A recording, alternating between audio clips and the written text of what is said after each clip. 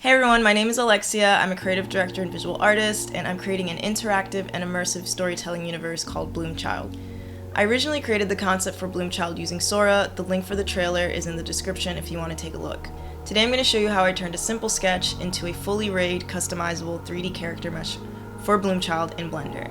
You'll get to see all the tools that I used and learn a little bit more about the story along the way. So thanks for watching, and let's dive in. I began by brainstorming in ChatGPT what Bloomchild might look like based on my original designs in the trailer.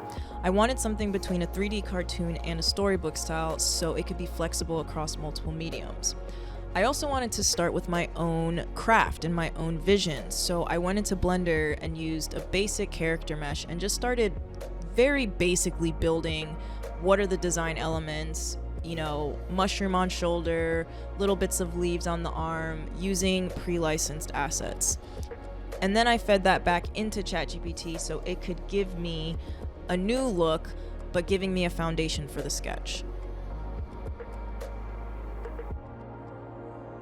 So Sora's original character sheet renders gave me a good starting point. I really love the flower on the forehead, surrounded by grass, which felt like a really nice signature hairstyle for Bloomchild. So after finishing the sketch, I just uploaded it to Photoshop, brightened it, made the lines a little bit more visible, and then fed that back into ChatGPT so it could create a style transfer, which would be my foundation image for the 3D model. So what I got back from ChatGPT was pretty cool. I didn't like the color though, so I went back into Photoshop, darkened it so it looked more like dirt and soil, and then just went and did some basic photo editing just to make sure that it felt like what I had in mind for the original sketch.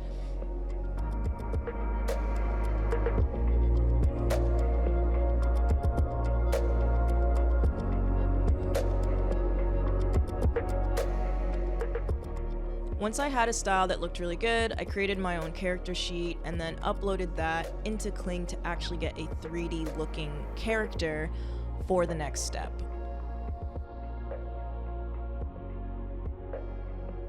So I used Meshy AI as my image to 3D tool, and I wasn't sure what the results I was gonna get, but I was pleasantly surprised. So basically you upload the styled character reference into Meshy, it gives you 4 variations to choose from, and you can either choose from a non-textured or a textured 3D mesh.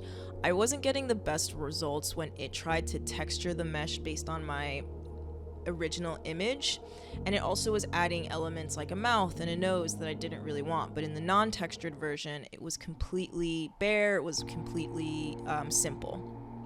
So then you're able to rig it, which is awesome, because rigging is honestly, it can be very frustrating, and that means that you can also have built-in animation.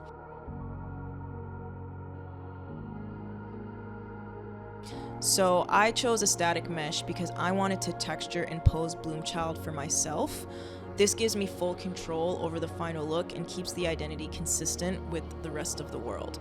So what I did was I used a large library of 3D objects and materials from Blender Kit and CG Trader, and I essentially got different flower packs, different mushrooms, environmental elements, and I built Bloomchild bit by bit. So I was able to, in my own way, add the eye, the glowing eyes, and the flower hairstyle, and the mushroom on the shoulder.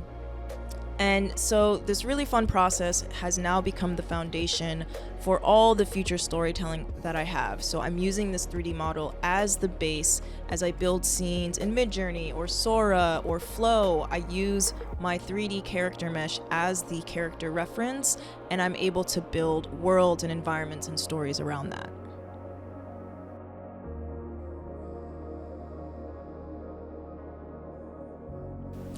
Thanks for watching, everyone. I really hope that was inspiring or insightful. If it was, please subscribe. And also, if you have a better process or other tools that you're using, please drop it in the comments. It'd be super helpful, not just for me, but for the community of people who are watching here, who are also developing their own worlds and storytelling with the help of AI. And so next up in the series, you'll get to see how I'm taking this foundational 3D mesh and using it as character references in a variety of different tools to ultimately create a specific process and workflow that's essentially pretty turnkey. So I'm using my character reference, I've got my prompt templates, I've got my storyboarding, and I'm just kind of like iterating and developing short films, developing storybooks, developing interactive experiences, all rooted in my own design that's been elevated and brought to life with AI. This is an ongoing process, and so the tools are going to continue to evolve. Eventually, I'd love to work with an actual 3D artist and CGI artist instead of necessarily having to go into the tool to animate my 3D renders.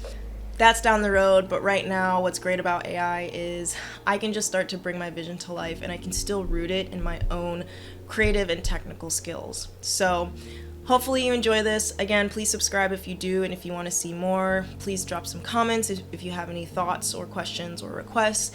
And thank you for being here alongside this journey of developing Bloomchild, and I hope to see you in the next video. Take care.